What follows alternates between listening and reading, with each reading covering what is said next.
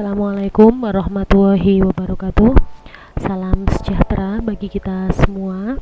Pada hari ini saya akan membahas tentang materi khutbah, tabligh, dan dakwah. Teman-teman dapat melihat di situ ada peta konsep khutbah. Kita akan berbicara tentang pengertian khutbah, rukun khutbah, syarat khutbah, ketentuan khutbah, sunat, dan praktik khutbah. Kemudian pada materi tabligh kita akan membicarakan tentang pengertian tabligh, ketentuan tabligh. Sementara pada bagian dakwah kita akan membicarakan tentang pengertian dakwah dan ketentuan dakwah. Di situ kita bisa melihat pengertian khutbah berdasarkan makna bahasa. Ada beberapa pengertian, yakni kata khutbah jika berasal dari kata mahotobah berarti pembicaraan, jika berasal dari kata al-khutbu berarti perkara besar yang diperbincangkan. Dan khutbah juga dapat bermakna memberi peringatan, pembelajaran, atau nasihat dalam kegiatan ibadah.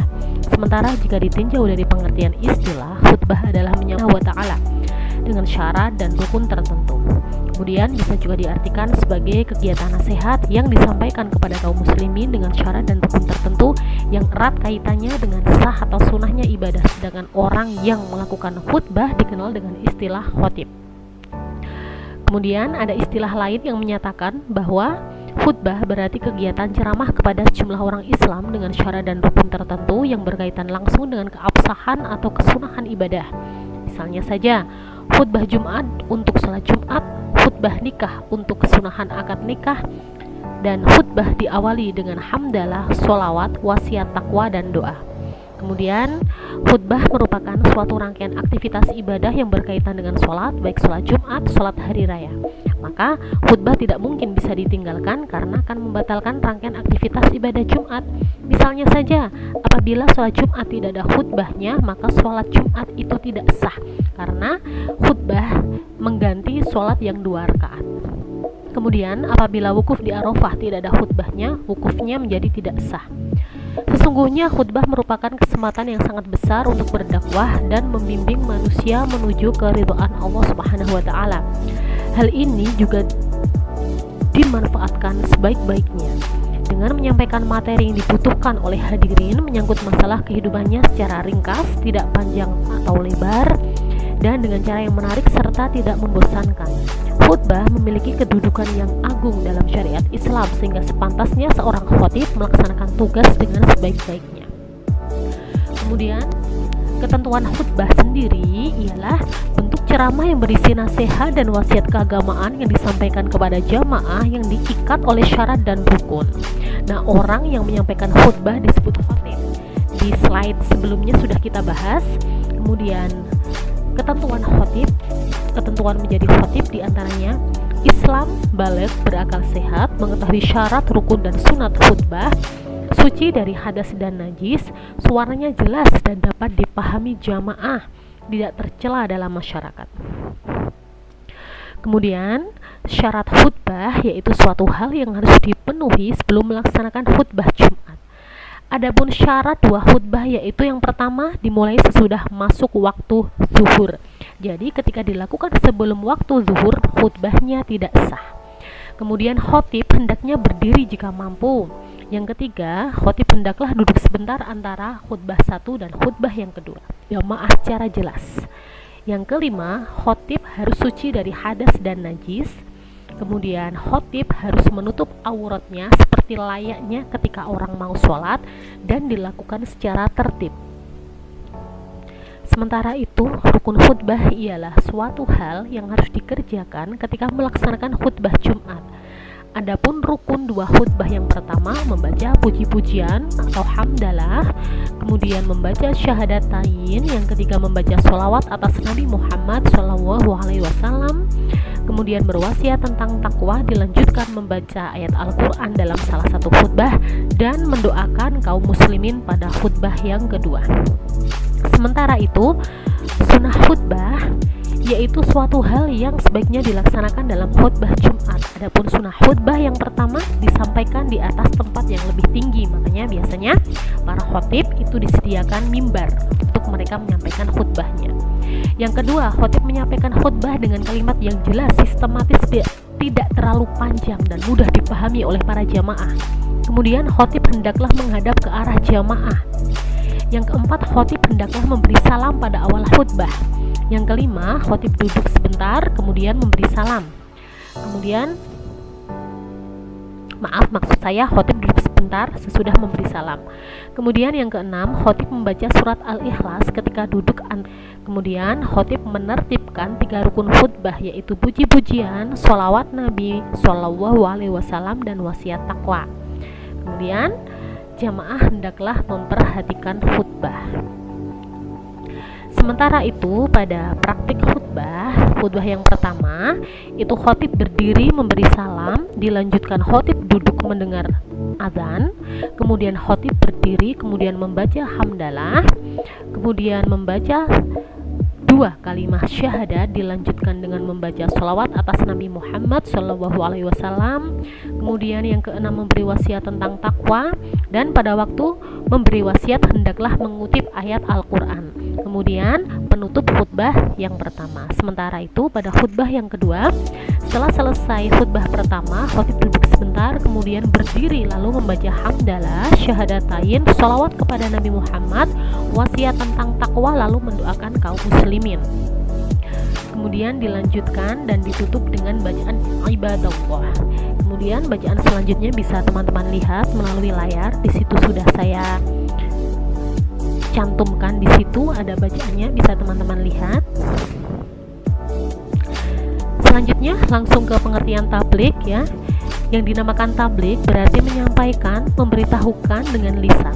Sementara itu menurut istilah, tabligh adalah kegiatan menyampaikan pesan Allah secara lisan kepada satu orang Islam atau lebih untuk diketahui dan diamalkan isinya.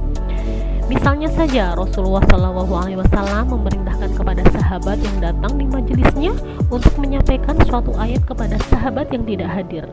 Nah, dalam pelaksanaan tabligh, seorang mubalik itu berarti orang yang menyampaikan tabligh, biasanya menyampaikan tablighnya dengan gaya dan retorika yang menarik, sehingga orang tertarik, lalu kemudian mendengarkannya dengan baik.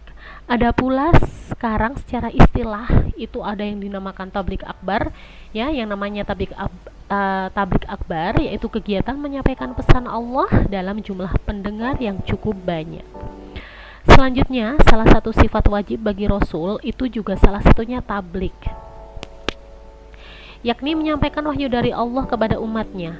Semasa Nabi Muhammad SAW masih hidup, seluruh waktunya dihabiskan untuk menyampaikan wahyu kepada umatnya. Namun, setelah Rasulullah SAW wafat, kebiasaan ini dilanjutkan oleh para sahabatnya, para tabi'in. Tabi'in itu berarti pengikut sahabat, dan tabi'id dan tabi'in. Setelah mereka semuanya tiada, siapa? Yang menjadi pertanyaan adalah siapakah yang akan meneruskan kebiasaan menyampaikan ajaran Islam kepada orang-orang sesudahnya? Nah, kita sebagai siswa muslim yang punya tanggung jawab meneruskan kebiasaan bertabligh tersebut. Banyak yang menyangka bahwa tugas tabligh hanyalah tugas alim ulama saja. Padahal tidak demikian. Setiap orang yang mengetahui kemungkaran terjadi di hadapannya, ia wajib mencegah atau menghentikannya, baik dengan tangannya, yaitu melalui kekuasaannya, mulutnya dengan nasihat yang baik, atau dengan hatinya, bahwa ia tidak ikut dalam kemungkaran tersebut. Sementara seseorang tidak mesti menjadi ulama terlebih dahulu. Siapapun yang melihat kemungkaran terjadi di depan matanya dan ia mampu menghentikannya, maka ia wajib menghentikannya. Jadi tidak harus ulama yang harus melakukan tabligh. Bagi kita yang mengetahui kemungkaran bahwa itu salah ataupun benar, kita pun juga wajib menyampaikannya kepada yang belum mengetahuinya. Kemudian ketentuan dalam tabligh. Nah, di sini kan tabligh itu artinya menyampaikan. Orang yang menyampaikan disebut mubaligh. Perlu diperhatikan. Yang pertama, syarat mubaligh. Syarat menjadi seorang mubaligh itu harus beragama Islam, kemudian baligh, berakal, dan mendalami ajaran Islam. Sementara etika dalam menyampaikan tabligh: bersikap lemah lembut, tidak kasar, tidak merusak, tidak menyakiti, tidak merendahkan, dan menggunakan bahasa yang mudah dimengerti dan dipahami oleh orang lain. Kemudian mengutamakan musyawarah dan berdiskusi untuk memperoleh kesepakatan bersama. Kemudian materi dakwah yang disampaikan harus mempunyai dasar hukum yang kuat dan jelas sumbernya. Kemudian menyampaikan dengan ikhlas dan sabar sesuai dengan kondisi psikologis dan sosiologis para pendengarnya atau penerimanya. Tidak menghasut orang lain untuk bermusuhan, merusak, berselisih, dan mencari-cari kesalahan orang lain. Sementara itu, pengertian dakwah yang berarti memanggil, menyeru, mengajak pada sesuatu hal. Menurut istilah, dakwah adalah kegiatan mengajak orang lain, seseorang, atau lebih ke jalan Allah secara lisan atau perbuatan. Di sini dikenal adanya dakwah bil lisan dan dakwah bil hal. Kegiatan bukan hanya ceramah, tetapi juga aksi sosial yang nyata. Misalnya saja, santunan kepada anak yatim, sumbangan untuk membangun fasilitas umum, dan masih banyak lagi yang lain. Kemudian salah satu kewajiban umat Islam adalah berdakwah. Selain kita bertablek ya, kita juga dianjurkan untuk berdakwah. Sebagian ulama ada yang menyebut berdakwah itu hukumnya fardu kifayah. Ketika sebagian yang lain sudah melakukannya, maka tidak menjadi kewajiban sebagian yang lain. Itu yang namanya fardu kifayah. Kemudian ada juga yang menyatakan bahwa yang namanya berdakwah itu dinyatakan fardu ain. Meskipun begitu, Rasulullah tetap selalu mengajarkan agar seorang muslim selalu menyeru pada jalan kebaikan dengan cara-cara yang baik. Setiap dakwah hendaknya bertujuan untuk mewujudkan kebahagiaan dan kesejahteraan hidup di dunia dan di akhirat, dan mendapat ridho dari Allah Subhanahu wa taala. Nabi Muhammad SAW mencontohkan dakwah kepada umatnya dengan berbagai cara, baik melalui cara lisan, tulisan maupun perbuatan. Rasulullah sendiri memulai dakwahnya kepada istri, keluarga, dan teman-teman karibnya hingga raja-raja yang berkuasa pada saat itu. Nah, di antara raja-raja yang mendapat surat atau risalah dari Rasulullah adalah Kaisar Heraklius dari Bizantium, kemudian ada Mukaukis dari Mesir, Kisra dari Persia atau Iran, dan Raja Najasyi dari Habasyah. Habasyah ini nama lainnya Ethiopia. Ada beberapa metode dakwah yang bisa dilakukan seorang muslim menurut hukum syariat. Ya tadi bisa dilakukan dengan cara perbuatan, bisa dilakukan dengan cara lisan, maupun bisa juga dilakukan dengan cara tulisan. Nah, di sini ada syarat dai ya, orang yang melakukan dakwah itu orangnya itu namanya dai. Kalau di sini dakwah itu dengan cara bil lisan dan bil hal. Kalau bil lisan itu melalui lisannya, kalau bil hal itu berarti melalui perbuatan. Nah, syarat untuk menjadi dai yang pertama Islam, baligh, berakal, dan mendalami ajaran Islam. Sama halnya seperti tadi syarat menjadi seorang mubaligh maupun khatib. Kemudian etika dalam berdakwah. Dakwah dilaksanakan dengan hikmah, yaitu ucapan yang jelas, tegas, dan sikap yang bijaksana. Kedua, dakwah dilakukan dengan mau'idhah hasanah, dengan nasihat baik ya, yaitu dengan cara persuasif tanpa kekerasan dan edukatif, memberikan pengajaran kepada pendengarnya. Kemudian dakwah dilaksanakan dengan cara memberikan contoh yang baik ya, suatu hasanah. Kemudian yang keempat, dakwah dilakukan dengan cara mujadalah, yaitu diskusi atau tukar pikiran yang berjalan secara dinamis dan santun serta menghargai pendapat orang lain.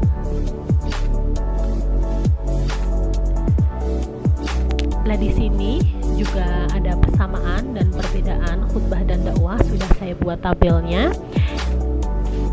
Teman-teman bisa melihatnya di layar. Persamaannya, yang pertama, sama-sama menyeru manusia untuk menjalani kehidupan yang benar sejalan dengan aturan Allah. Yang kedua, mengajak manusia untuk melaksanakan syariat Islam secara kafah ya, yang namanya kafah itu lengkap dan utuh.